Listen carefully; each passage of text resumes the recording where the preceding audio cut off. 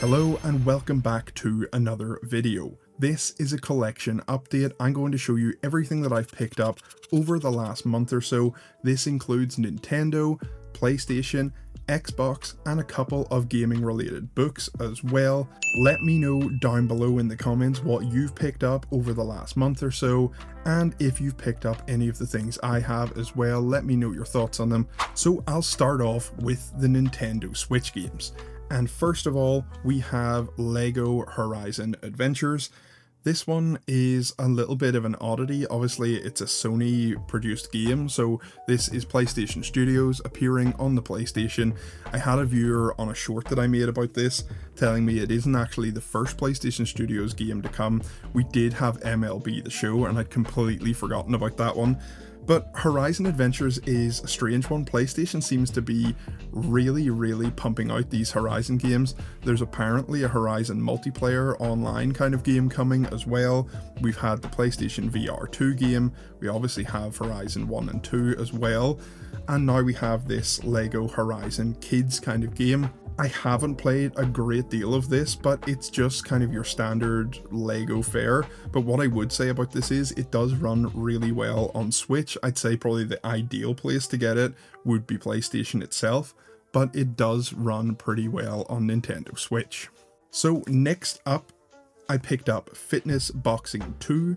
Anyone that's watched the channel for a while will know my quest is to get all the Nintendo published games, and as you can see here on the spine, this one is published by Nintendo as well.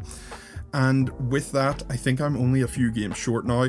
This was one of the ones that had eluded me for a while. The price on this actually stayed pretty high. I played a bit of the first one. I haven't actually got a chance to play this one yet. It only came in the last few days. I haven't heard great things about this being a fantastic game or anything like that, but it's nice just to add it to the collection. I'm going for the full set of Nintendo published games on the Switch, so I had to pick this one up. Now we come on to a sealed game I've got here, and this one was big in the collecting community. It is Trine, and this is the Ultimate Physical Edition. So this includes Trine 1, 2, 3, and 4 here, you can see. Now, these were actually really difficult to get. There was a pack came out before. I believe it was only Trine 1 to 3. I may have got that wrong, but it was very rare. I've featured it on one of the Switch Games to Buy videos, and it had gone up ridiculously in price. So VGP actually worked with THQ Nordic, I think, to get this one released. And we have a physical version now that includes everything but one game in this package. And if you head over to VGP, they've got a really good deal on this and Trine 5, and you can get them all for, I believe, about 50 or 60 bucks, something like that. They have worldwide shipping, they ship to the UK. So this one's a really nice deal to pick up if you've been having your eye on this one and it's been far too expensive for you, which it was for a lot of people. And in the last few days, I had a limited run order come in. So it included 3 games here, all for Nintendo Switch. So I had the remaster of Beyond Good and Evil. So this is for the 20th anniversary edition. Had this one on the GameCube back in the day. I have picked this up on PlayStation, so just wanted to get it on Switch just to have it in a portable format. But I think anyone that's a fan of this game will know that this remaster actually worked out pretty well. It was quite nice, quite well done. And I'm interested to see how it runs on the Switch. As I said, I've got it on PlayStation 5 and it runs really well and looks nice on there. So it'll be interesting to see what way it goes on Switch, but I haven't had a chance yet. It's only came in the last couple of days. Then a game I've never played before, Tomba. This one has been kind of recommended and floated around. It's a PlayStation 1 era game, and I've heard good things about it, but I've never played it. It looked really interesting. One of the podcasts I listen to, one of the members on it has really fond memories of this game, and yeah, I just decided to pick it up for that, just to see what it was like, and I thought may as well get it in along with these other physical games. Star Wars Dark Forces, and this is probably the one I really wanted the most out of these 3. I remember playing Dark Forces back in the day and was obsessed with it. It was really cool having a Doom style game but in the Star Wars universe. Really cool, and this is one of the ones that I would have played with my brother back in the day, and we had a lot of fun with this one. The remaster for this looks great as well. The graphics update, the update on the kind of chunky cutscenes looks really nice too. So I'm really looking forward to playing this one on the Switch. And a few more Switch games to go. I did make a short about this one, you may have seen it. It is Atari 50 and this one is the Steelbook edition. So I did have a previous version of this game, or I still have it actually, let me see. Oh, it's over there, lost somewhere in the shelf. And Atari 50 is great. Digital Eclipse does a great job on updating these classic games, and they have a really cool collection on PlayStation and on Switch, I believe, as well, of the Gold series, where they're kind of documentaries mixed with games. This one, Atari 50, is slightly different. It's not part of the Gold series, but it does chart all through Atari's history. You get a lot of old Atari games. Some of them obviously aren't great, but finding out that little bit of history behind them, getting the kind of remakes or reimaginings on here are great. Like I said, I do have a previous edition of this, but this one has been re-released. I'll read it from the back here. It includes the original release, which I have, and then it adds 2 new timelines and 38 games playable in the Atari retrospective. So you get 38 extra games included in this one. It's basically all the stuff that came out as additional DLC across time, but it's good to have this all on physical. Mario and Luigi Brothership. Had to pick this one up again, Nintendo published title, but I've played a little bit of this and I wasn't so impressed. I'm not a massive fan of the Mario and Luigi series to begin with, but I do see some of the complaints people are having about this one. Obviously, it's infamous now for IGN giving this a 5 out of 10, which I think is maybe a little bit harsh, but for me, the real thing that holds this one back for me is the graphical style. We all know Switch isn't going to push out massive, amazing graphics. It's an old system, we all know that, but the art style itself does lend a lot. We have something like Breath of the Wild or Tears of the Kingdom running on Switch, and the art style really help it pop and shine, and it can be something that can show off the Switch. The art style on this though, I just don't think is great. It's got a lot of performance issues as well, and that's really hampered my experience and let down the game. Hopefully, Switch 2 isn't that far away, and we can get games that are starting to run a good bit better. So the final Switch game today is Dragon Quest III. This is the HD 2D remake, and this is basically the opposite of what I was saying about Mario and Luigi Brothership.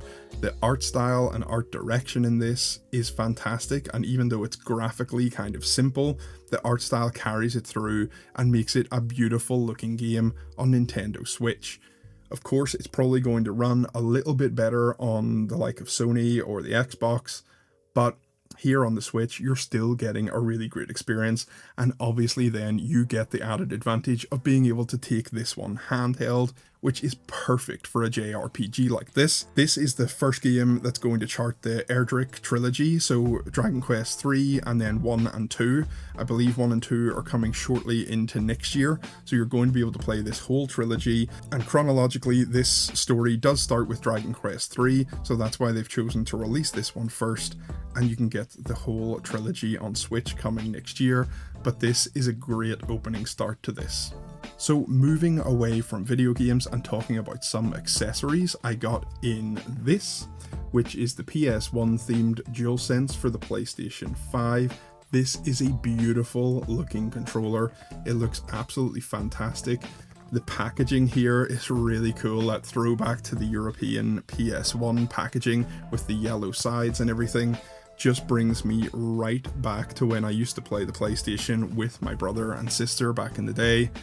A really cool addition, and now one of the best PlayStation controllers that you can own looks wise. I think this and Astrobot are right up there as some of my favourite controllers of all time. And now time for my sole Xbox pickup of the video, and this is the Ghost Cipher controller for the Xbox.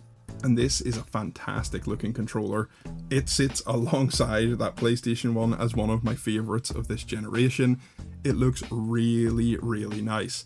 It's got this see-through front, so you can see the mechanical inner workings of the controller when you're pressing buttons or moving the sticks around, when the rumble's going. It's got a nice rubbery grip on the back as well, which makes it feel really nice in the hand, and then obviously accented by this kind of gold D-pad and gold triggers on the back.